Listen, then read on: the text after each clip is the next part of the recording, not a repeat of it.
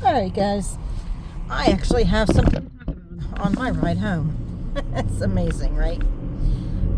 So this morning I stumbled upon a video that it caught my interest because it's called the Raven Paradox, and I think paradoxes are interesting usually, and I think ravens are really cool. So obviously I had to watch this, right?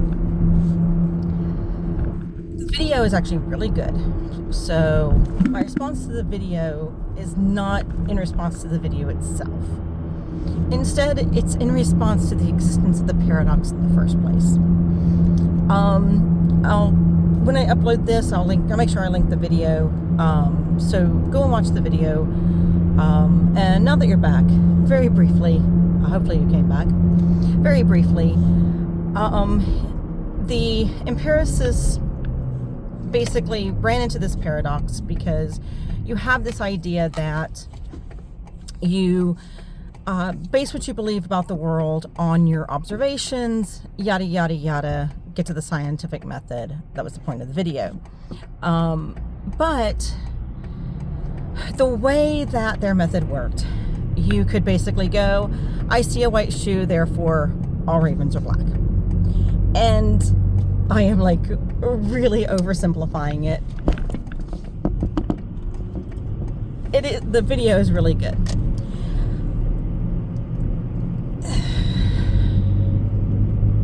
I posted on Blue Sky that I'm really starting to think that philosophy is just white guys jumping to conclusions.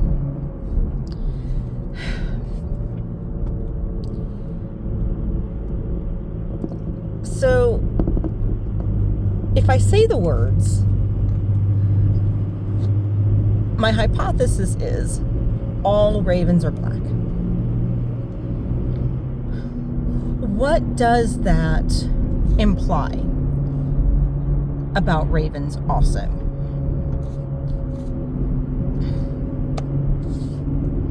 If you've already gotten it, cool. What it implies is no ravens are white, or no ravens are blue, or no ravens are green, or whatever color that is not black you want to put in there. Or no ravens are not black. Here's the problem though. And scientifically, there's things that you can do to try and prove that. Whether or not you actually can, Logically, though, going from rules of logic, you cannot. You cannot prove a negative statement. That is one of the founding principles of our judicial system, and that the burden of proof is not placed on the defense. The burden of proof is placed on the prosecution. Because if I'm arrested for murder, there might be ways I can prove to you I didn't kill someone. But I cannot prove the statement, I did not kill X person. All I can do is I can prove I was in X location at the time you state that this person was killed. Therefore, I did not kill them. But does that actually prove that I didn't kill them? All it proves is that I didn't kill them at that time. But the prosecution could be wrong about the time of death. Again. But generally speaking, you cannot prove a negative logically.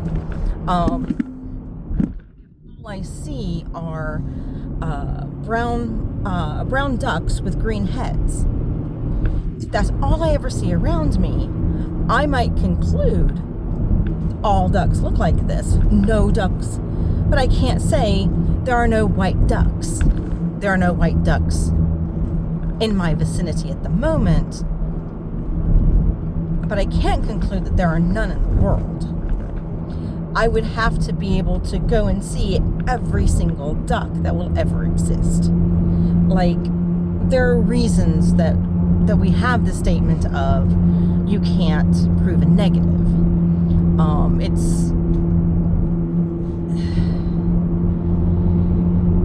I'm sure someone, if they find this video, will go into the comments and go, well, actually, in this situation, there are logical arguments and there are ways people approach negative statements to try and do otherwise, because that is what we always do with argument and fallacy and or argument and philosophy.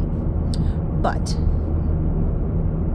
like, this is 101 going back to, you know, learning debate in high school, doing critical thinking in college. You don't form an argument trying to prove a negative. You make an affirmative statement, and that is what you are trying to prove. Talking about our judicial system, in proving someone's innocence, if you think about what you're actually doing, you're not proving a negative. You are building a series of affirmative statements that you are using to build your foundation of proof.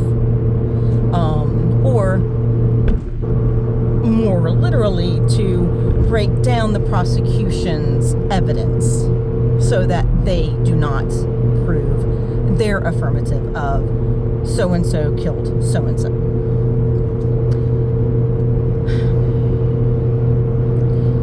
Here's the thing. The hypothesis, all ravens are black, is a hypothesis for an absolute statement.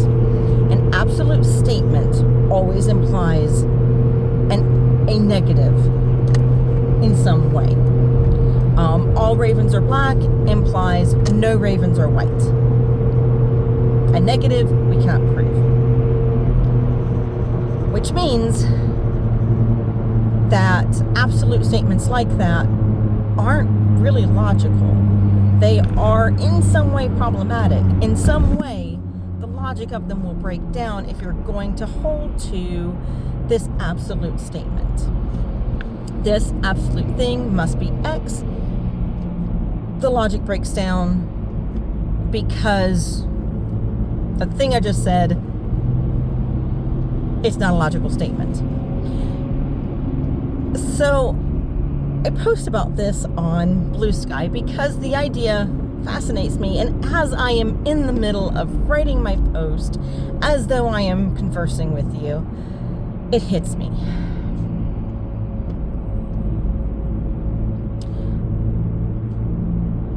Obi-Wan Kenobi's statement, "Only a Sith deals in absolutes," is actually a really good statement. It is very much in keeping with Jedi logic and reasoning. And he was actually doing a smart, and as horrible as Episode 3 is, as much as I hate that movie, and there are still so many problems with that movie, they at least did not do Obi-Wan dirty.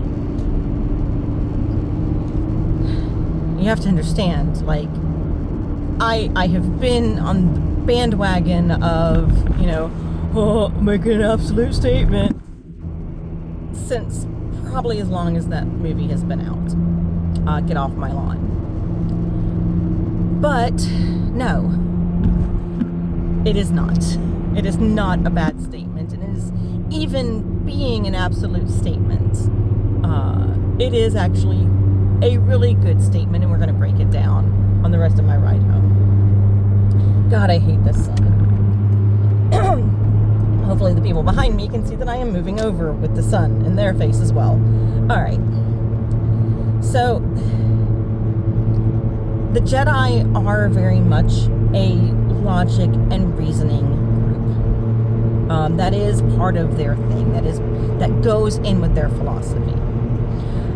The Sith, on the other hand, if you want a group of, you can't logic someone out of a position that they didn't logic themselves into, that is the Sith to a T. And that is, as I was crafting that post this morning, that is the thought that ended up crossing my brain, that ended up bringing me to this whole thing where I had to admit that something done in that stupid, horrible movie was actually not bad. I was very sulky. I really was. Having to admit it to my husband was just the worst.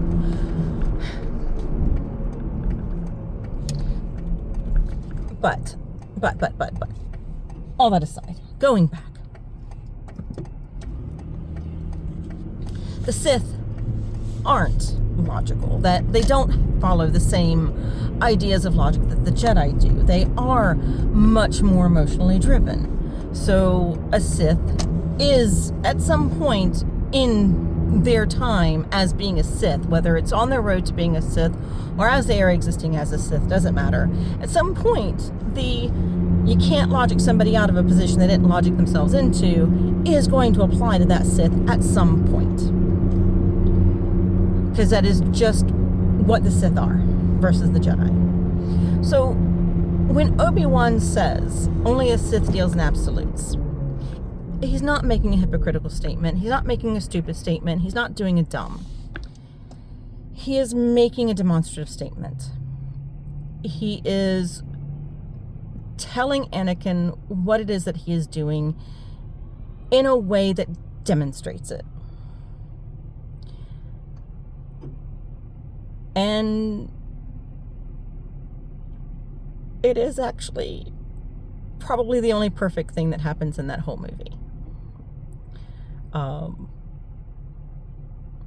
Yeah, it is the only perfect thing that happens in that whole movie. It is thinking about what is actually happening with that statement, what is actually being done, the way that the statement is performing what a Sith is, the contrast, the understanding of, how absolutism is not logical, that what logic it has breaks down.